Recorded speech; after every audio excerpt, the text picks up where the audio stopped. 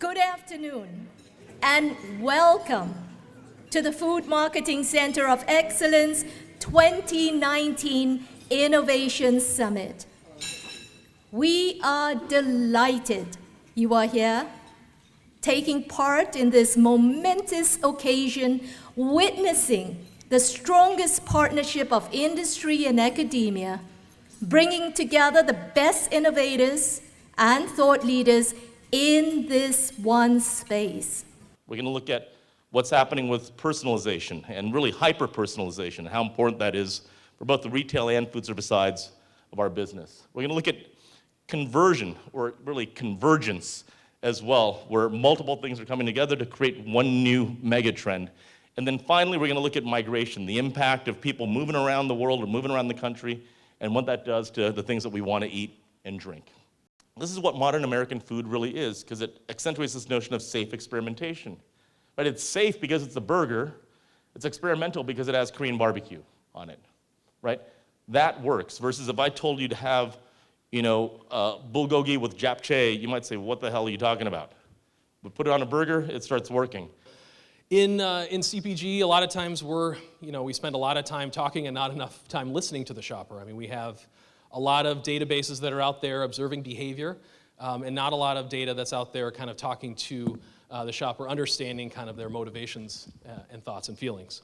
The way I think of, if somebody thinks of what is the key benefit of all of this, it really is around prioritization. We have all of these things that we're working on, all these different things that we can change. And unless you can prioritize this, it can be very, very overwhelming. I mean, there's so many different things in the store that you can do, and understanding kind of where the limited resources that you have can make the most ROI for your retailer and your own company is very important. We used to, as brands and retailers, tell consumers what we wanted them to understand about our brands or retailers. Today, consumers are telling us, and there's so many ways to communicate in the market.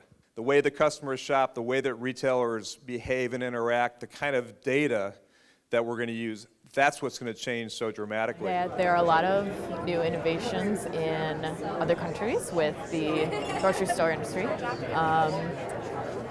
And there are so many more emerging trends with spices, with other cultures that I didn't know about. I know a lot of what our companies and what our vendors are producing and selling to grocery stores, but there's so much more that you would not even realize. There's nothing better than data for our industry, and with the advances they've made in artificial intelligence and the predictive analysis models, it's just exceptional. Digital is really taking over in this field. You need to have an online presence. Your Instagram presence is just as important as maybe your presence on the Forbes Top 100 list. So there's different ways of advertising now that are more niche than it used to be in the brick and mortar type stores, where you're seeing a lot of online takeover. So being a student and living in this age and using Instagram on my daily life and going online and doing my shopping maybe online instead of going into the store, I know what the consumer wants because I am the consumer.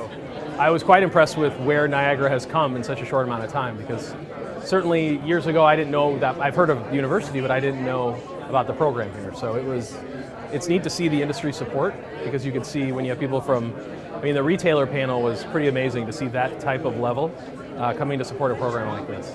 I'm looking forward to what comes year 4. I'm excited to see what Niagara and the team pulls together.